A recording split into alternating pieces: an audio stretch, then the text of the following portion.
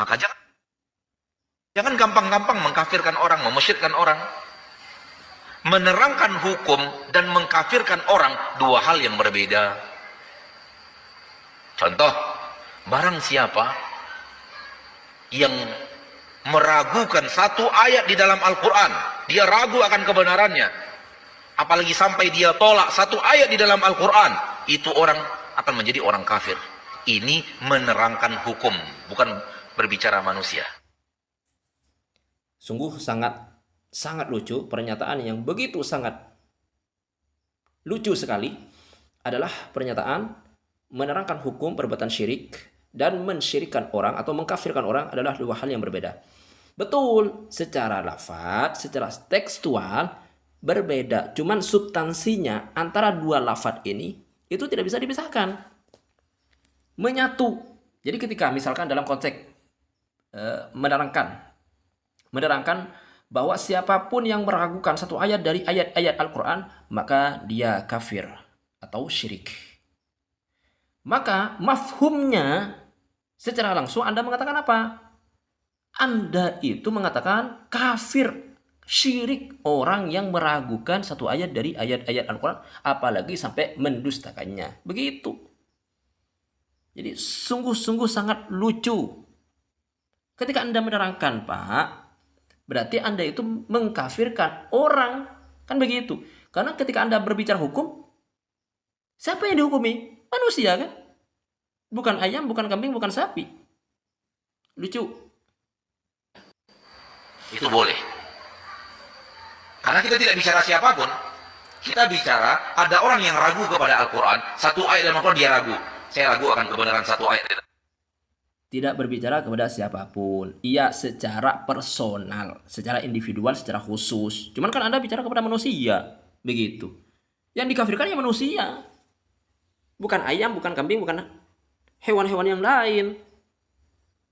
Di dalam Al-Quran. Atau saya tidak setuju dengan satu ayat yang ada dalam Al-Quran ini. Siapa yang melakukan itu, dia jatuh ke dalam kekafiran. Kita tidak menuding orang. Kita menerangkan hukum syariat. Jangan lakukan dosa seperti ini, karena dosa seperti ini membuat Anda menjadi orang kafir di mata Allah. Berarti kita tidak menuding orang kan? Kita menerangkan hukum syariat. Lucu. Tidak menuding orang. Kita menjelaskan hukum syariat, Pak. Yang terkena taklif itu kan manusia, bukan hewan. Jadi ketika Anda mengatakan bahwa siapapun yang meragukan, apalagi mendustakan satu ayat dari ayat-ayat Al-Quran, itu kafir dan syirik. Secara mafhum, orang yang, manusia yang, si fulan yang meragukan atau mendustakan Al-Quran, satu ayat dari ayat-ayat Al-Quran, maka dia kafir. Jadi begitu mafhumnya. Gak nyambung sih. Kok bisa gak nyambung dengan perkataannya sendiri, gimana ini? Allah yahdik.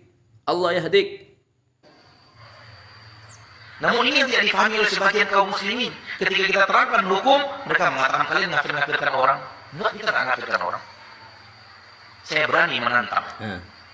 Silakan tunjukkan, ambil ceramah-ceramah yang pernah ada dari ceramah ustadz-ustadz yang kita ketahui. Jadi jelas beliau menantang. Buktikan satu video dari ustadz-ustadz yang mensyirikkan atau mengkafirkan orang-orang, atau mensyirikkan orang-orang di luar kelompok mereka. Ketika mengatakan bahwa, misalkan nanti akan saya tampilkan videonya dari Pak Yazid Jawas, Allah yarhamuh, karena beliau telah wafat. Allah yarhamuh, Allah yaghfir lahu. Baik. Di mana dalam videonya itu Pak Yazid mengatakan apa? Orang yang berdoa, orang yang bertawassul adalah merupakan syirkul akbar. Masya Allah, syirkul akbar, syirik besar. Syirik besar itu kan kafir itu. Na'udzubillahi min dzalik. Jadi di mana dalam videonya nanti kita tampilkan bersama-sama. Dalam video itu juga ada komentar saya. Baik. Mengenal sunnah Nabi SAW, cari satu nama dari orang Indonesia yang dia kafirkan. si fulan tuh Di sana, minta-minta di sana, jatuhnya syirik. Maka saya sebutkan yang dilarang ini dalam ziarah kubur dua macam. Yang pertama, perbuatan yang diharamkan dan merupakan sarana kepada kesyirikan, artinya jalan kepada kesyirikan. Seperti apa? Meminta berkah kepada penghuni kubur, tawasul kepada Allah melalui penghuni kubur, sholat di sisi kubur, meninggikan kubur, membangun kubur, dan yang lainnya. Yang kedua, syirik besar. Seperti apa syirik besar? Berdoa kepada penghuni kubur. Maksudnya minta kepada penghuni kubur. Istighatsah, minta tolong kepada sulit, kepada mereka. Ini masih ada apa tidak? Masih banyak kaum muslimin yang mereka datang ke kubur-kubur yang dianggap oleh mereka wali. Jadi yang perlu ingin saya tegaskan di sini, istighatsah atau minta tolong, kata Pak Yazid, itu termasuk syirik akbar. Wah, dosa sangat besar itu. Ini secara jelas-jelas mengatakan bahwa bertawassul itu syirik. Jadi ini di samping beliau itu menegaskan tentang hukumnya, maka secara langsung beliau juga mengatakan kepada orang-orang yang bertawassul, mereka adalah pelaku kesyirikan. Jelas kan? Mau bukti apa lagi ini? Atau kuburan keramat atau yang lainnya, itu mereka datang ke sana, istighatsah, minta tolong saat sulit, minta jabatan. Apalagi nanti waktu pemilihan ini, ya, pilkada, itu banyak yang datang ke kubur-kubur itu, banyak sekali, minta supaya dipilih dia. Kalau kita lihat seperti itu, bagaimana jadi pemimpin? Akalnya nggak waras, ini pemimpin. Masa minta kepada penghuni kubur? Mesti minta kepada siapa? Kepada Allah Rabbul Alamin yang Maha Hidup. Nah, siapa yang akalnya yang tidak waras ini?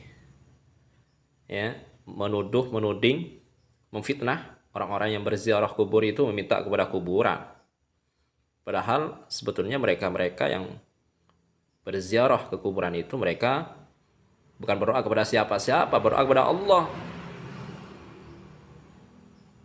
Bertawassul dengan orang-orang soleh, bertawassul dengan amal soleh, baca yasin, baca tahlil, ini termasuk bertawassul dengan amal soleh. Bertawassul dengan orang soleh yang telah wafat, bukan sebuah kesyirikan. Siapa yang bodoh ini? Siapa yang gak waras? Orang tidak waras ngomong kepada orang waras, Anda tidak waras, betul-betul tidak waras gitu. Hayyun la yamut, yang hidup yang tidak akan mati.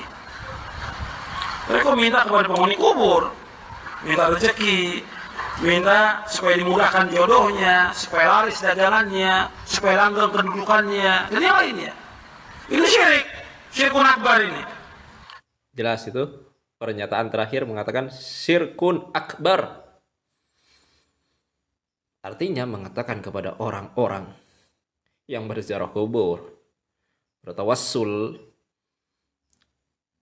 dengan orang-orang soleh, bertawassul dengan amal soleh, Al-Fatihah dibaca, Yasin dibaca, tahlil, solawat, zikir kepada Allah dilakukan, tawassul dengan amal soleh agar hajat-hajatnya dikabulkan, bertawassul dengan orang-orang yang soleh yang telah wafat, dikatakan pelaku syirik akbar. Wah, kafir.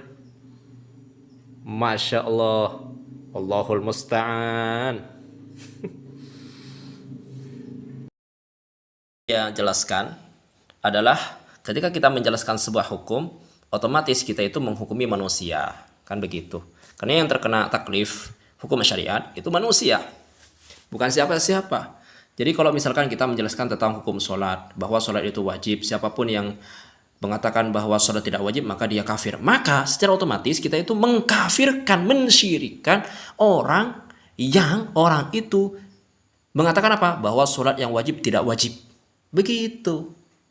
Jadi menerangkan sebuah hukum, otomatis kita itu menghukumi manusia dengan hukum tersebut. Bisa dipahami?